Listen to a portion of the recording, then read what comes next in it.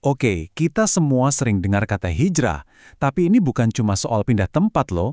Ini adalah kisah tentang sebuah perjalanan strategis yang luar biasa yang pada akhirnya membangun sebuah peradaban.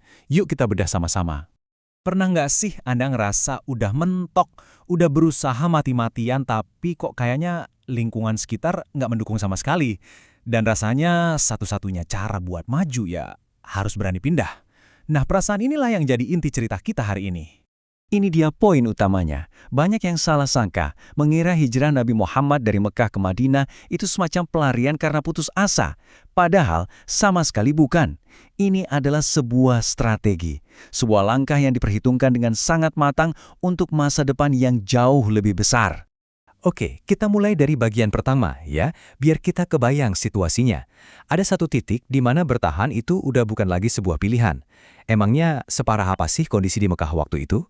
Jadi gini, ini bukan masalah sepele atau cuma insiden kecil-kecilan. Bayangin aja, umat muslim di masa awal itu menghadapi tekanan yang sistematis, dan ini terjadi bertahun-tahun. Mereka dianiaya terang-terangan, diboikot ekonominya sampai lumpuh, bahkan kekerasan fisik udah jadi hal biasa. Dalam kondisi kayak gitu, gimana mau dakwah? Menyebarkan ajaran aja udah nggak aman, apalagi mau berkembang.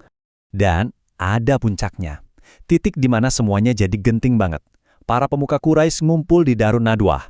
Dan kali ini bukan lagi soal intimidasi atau boikot. Mereka sepakat buat merencanakan pembunuhan Nabi Muhammad. Ini udah bukan ancaman lagi, ini rencana eksekusi. Nah, dari sinilah kita masuk ke babak kedua. Perjalanan besar. Tapi jangan bayangin ini perjalanan biasa ya. Ini lebih mirip operasi penyelamatan yang super menegangkan, penuh strategi, dan risikonya luar biasa. Coba deh kita lihat betapa strategisnya perjalanan ini. Langkah pertama, pengelabuan. Ali bin Abi Thalib dengan super berani tidur di kasur Nabi buat ngecoh para pembunuh. Langkah kedua, tempat persembunyian. Nabi dan sahabatnya Abu Bakar bersembunyi di Gua Thur selama 3 hari yang krusial banget. Ketiga, pengejaran. Pasukan Quraisy menyisir kemana-mana tapi gagal total. Dan akhirnya, langkah keempat, kedatangan yang disambut dengan sukacita luar biasa di Madinah. Dan di sini ada salah satu momen yang paling legendaris kan, cerita soal sarang laba-laba dan burung merpati yang bersarang di mulut gua.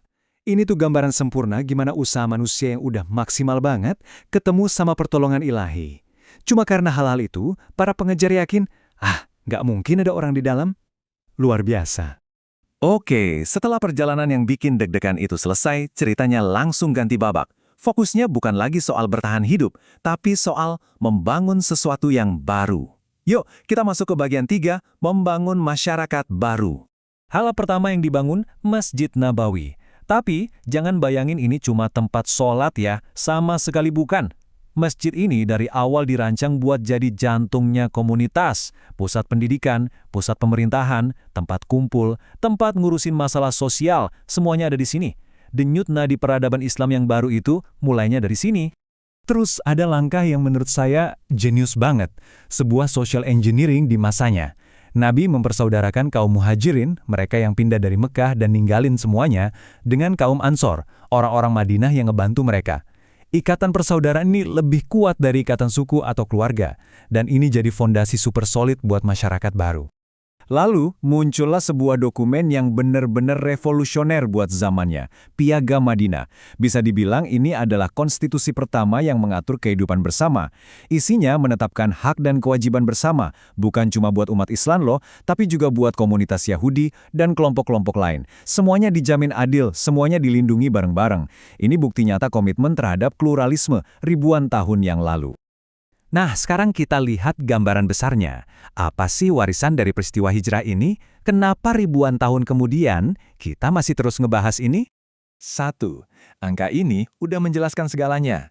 Peristiwa hijrah itu saking pentingnya, sampai-sampai jadi penanda tahun pertama dalam kalender Islam.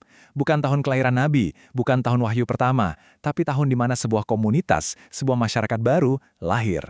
Ini adalah sebuah permulaan yang baru, awal dari sebuah peradaban.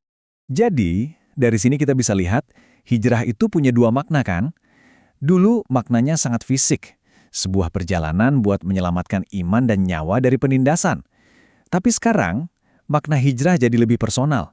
Hijrah itu soal perjalanan batin kita, pindah dari kebiasaan yang jelek ke yang baik, move on menuju versi diri kita yang lebih baik. Nah, sampailah kita di pertanyaan terakhir, dan ini pertanyaan buat kita semua renungkan. Setelah kita lihat semua ceritanya, soal strategi, pengorbanan, dan membangun dari nol. Pertanyaannya sekarang buat kita pribadi, apa hijrah yang perlu Anda lakukan dalam hidup Anda sendiri?